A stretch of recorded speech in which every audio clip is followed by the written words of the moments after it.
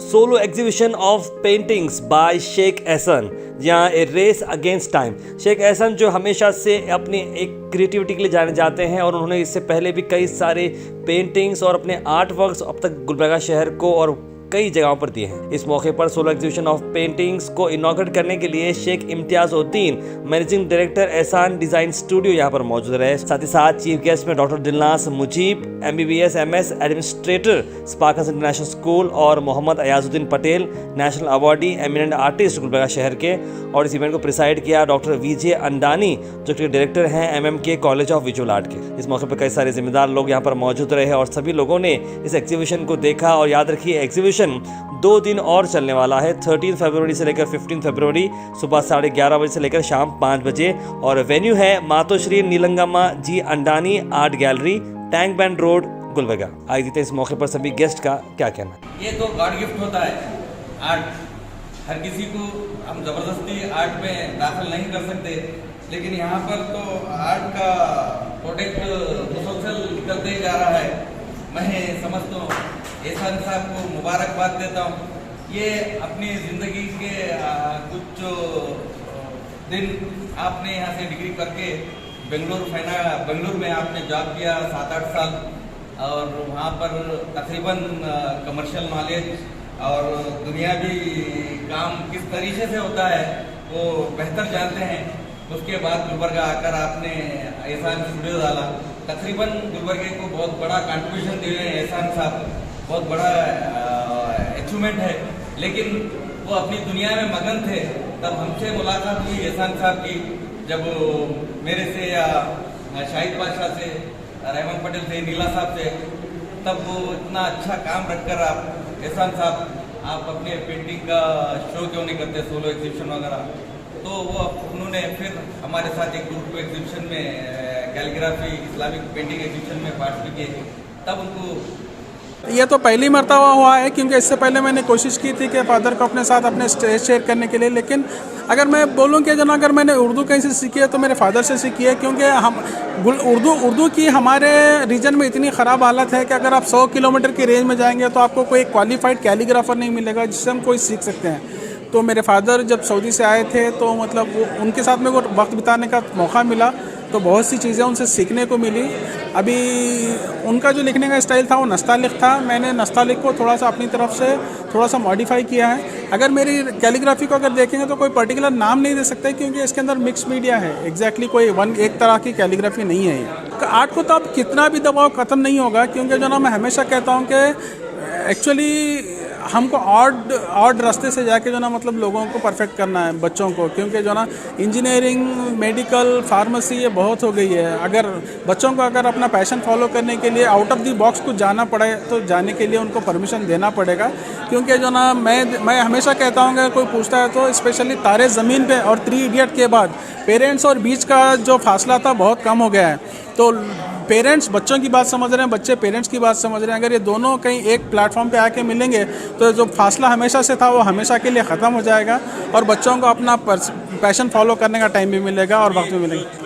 मैं सभी chief guest का, स्पेशली डॉक्टर दिलनाज मुजीब का, डॉक्टर प्रोफेसर अंदानी का, मेरे डैड का, और प्रभाकर जोशी जो आ नहीं सके, और अयाजुद्दीन पटेल साहब का, और मेरे सीनियर्स जो जिसने मुझे मदद की है जाके, जैसे कि अयाजुद्दीन पटेल हैं, डॉक्टर रहमान पटेल हैं, शाहिद पाशा हैं, हाजी मलंग हैं, नीला सर हैं, और जो ना हमारे राजशेखर सर हैं, प्रकाश गढ़कर सर हैं, जालीहर सर हैं, मशालकर सर हैं, मैं संतोष राठौड़ हैं, और जो ना मतलब मल्लिकार्जुन कटके हैं।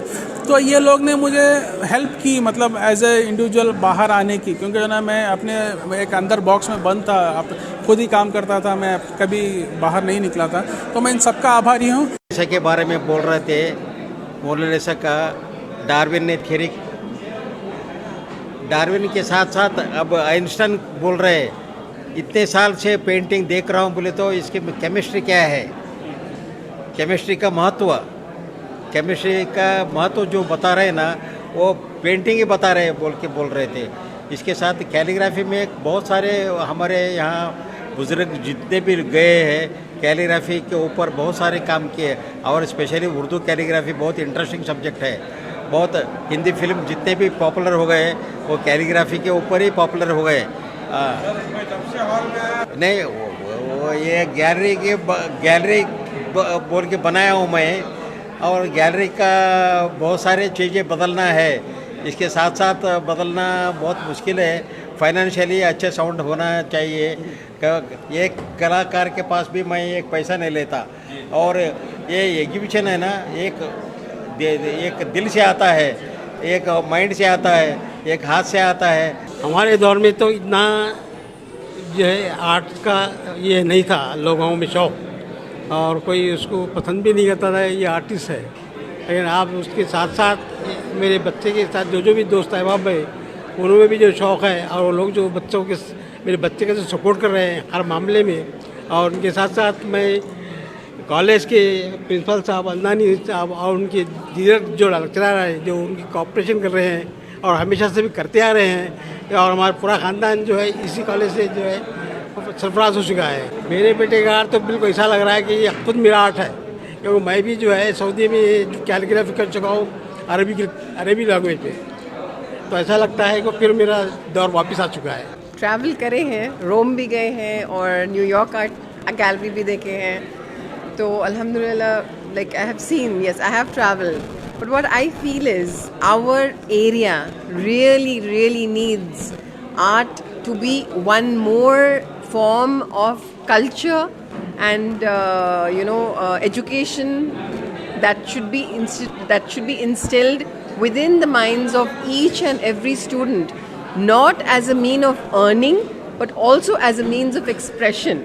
So what I would like to say is, as doctors we heal people and but as artists you give life to people through your art, through your through your thinking, through your beautification, through anything. I mean it's just too beautiful, it's beyond comprehension. तो गुलबर्गा के लोगों के लिए इतना ही कहना है कि yes, we have to appreciate art. We appreciate art outside, but we first have to start with ourselves.